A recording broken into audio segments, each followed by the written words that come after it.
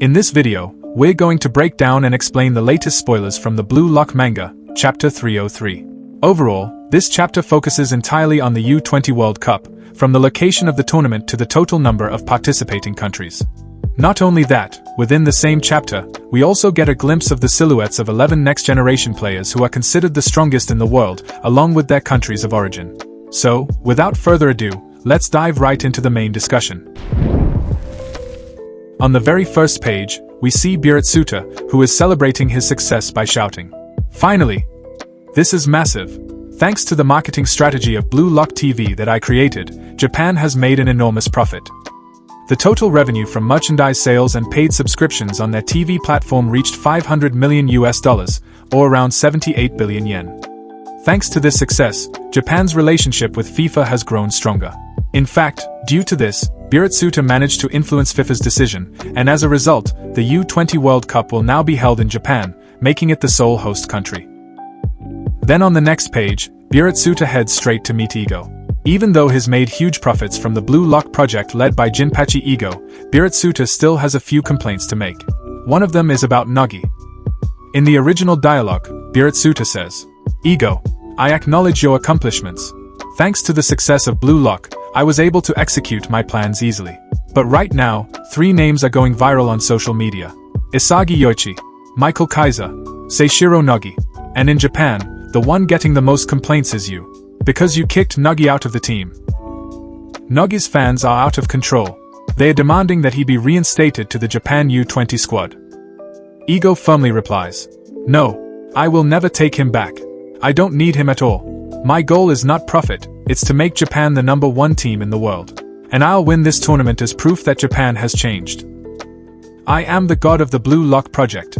None of my decisions will be reversed." At that moment, Biratsuta shouts back, "Her? Sounds like you're getting cocky. I'm the real god of Japanese football. You're just someone I hired. Without my approval, Blue Lock wouldn't even exist. I negotiated with FIFA. I'm the one who made them agree to hold the World Cup in Japan." Igo replies, "Listen, this conversation is going nowhere. The bottom line is, I can't include Nagi because the rules only allow 23 players. Unless the rule changes, I won't grant your request." Finally, Biratsuta, clearly angry, says, "Fine, have it your way. But if you fail to make Japan the world champion, I'll fire you immediately, because you'll no longer be of any use to me." Interestingly, after that heated argument between Jinpachi Igo and Biratsuta, the scene shifts to a press conference. There, we see 4 representatives of Japan's U20 team standing in front of journalists, accompanied by their coach, Thierry Henry. On the left, we see Oliver Aiku and Ito Shirin. On the right, Isagi Yoichi and Suto Sendo. On that moment, Henry then says, "Listen, in the first phase of Blue Lock, we selected 35 of Japan's top players. In the second phase, we narrowed it down to just 23. Now, our third and final goal is to become the best team in the world and win the U20 World Cup. Moreover, Japan has been chosen as the host country for this World Cup. A total of 64 nations will participate, divided into 16 groups. Among these countries, 11 are considered the strongest, each one represented by one of the world's next-generation ace strikers." As Ari explains this, silhouettes of these 11 players appear. Only 2 of them are revealed, Loki and Kaiser. The 11 strongest nations are Brazil, the home of Diogo Benito; Germany, represented by Michael Kaiser; France, represented by Loki; Spain; Italy, represented by Lorenzo; Egypt; Japan; Morocco; United States; China; England. Long story short, after all that is explained, journalists begin to ask questions. First question: will there be a match between Loki and Rin, or between Kaiser and Isagi during the tournament? Second question: how realistic is Japan's chance of winning, given that the country has historically struggled in major tournaments? On that moment, Henry responds, "Absolutely, you can expect many world-class matchups in this tournament. Even though it's a U20 competition, the level of play is incredibly high, because the players are the best of their generation from all over the world. Also, judging by what we saw in the Blue Lock Neo Egoist League, our Japanese players are already capable of going toe-to-toe with global elites. This proves that Japan has evolved. The dream of becoming world champions is no longer just a fantasy, it's a real possibility. Japan will turn that dream into reality. As a show of confidence, Isagi Yoichi then gives a short speech. We, Blue Lock, will win. We will win this tournament. I, Isagi Yoichi, will bring the World Cup trophy home to Japan.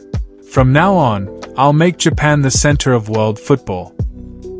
Surprisingly, in a separate room, Jinpachi Ego is shown saying exactly the same words, word for word, even though he's not in the same location.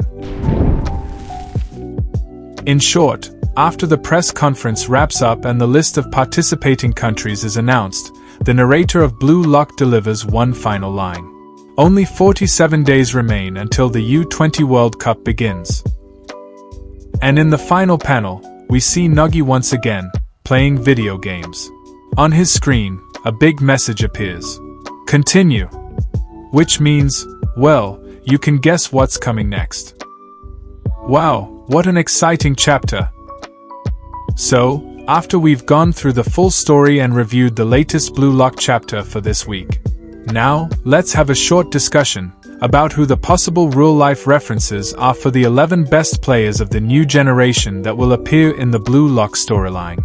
Simply put, let's try matching them with real football players who actually exist in the real world. Let's start with Brazil. In our opinion, the new generation player from Brazil will likely be inspired by two megastars from different eras. First, if the U20 World Cup setting in Blue Lock takes place in 2019, then the player reference would likely be Neymar in his prime. But if the story is set in the year 2025, then without a doubt, Vinicius Jr. would be the most logical reference, as is Brazil's most iconic figure in football right now. Next, for Spain, there are actually a lot of solid candidates to choose from. For instance, if the story is based around 2019, then it makes sense to consider either Gavi or Pedri, two of the best midfielders of their generation. However, if the timeline is set in 2025, then the most reasonable player to use as a reference would be Lamine Yamal. Third, let's talk about the national team of Egypt. Right now, the best footballer from Egypt, and possibly the one used as a reference for Blue Lock's new-gen character, is Mohamed Salah from Liverpool. Next, number 4, the national team of Morocco. In our opinion, there are two Moroccan players who could serve as strong references for the upcoming new-gen characters, Hakim Ziyech and Achraf Hakimi. Now moving on to number 5, the national team of the United States of America. In our opinion, the most suitable player to be used as a reference for Blue Lock's new generation is Christian Pulisic. Since joining AC Milan in July 2023, Christian Pulisic has undergone a remarkable resurgence, quickly rising to become one of the most impactful players in Serie A.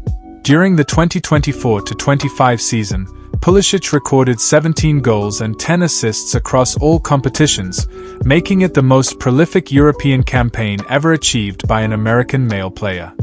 Primarily positioned as a right winger, Pulisic has also shown impressive versatility, successfully playing on the left flank and even as an attacking midfielder.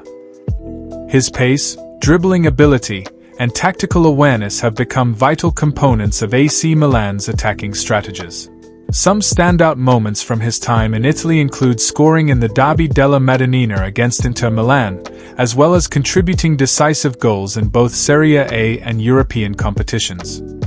Thanks to his consistency and influence on the pitch, he's earned individual honors such as AC Milan's Player of the Month and even Serie A Player of the Month, making him the first North American player to receive that award. With all of this in mind, it's no surprise if the Blue Lock creators decide to use Christian Pulisic as the real-world reference for the United States representative among the 11 best players of the new generation. Of course, a topic like this would be way too long if we tried to cover everything in just one video. There's so much to analyze and break down to determine the potential positions of each new-gen top player. So, if you're interested in this kind of discussion and analysis, let us know in the comments section. We'll prepare a separate video specifically to predict the 11 best real-life players who could inspire BLUELOCK's next generation. And that wraps up today's video. Thanks so much for watching until the end, and as always, keep the spirit of sport alive.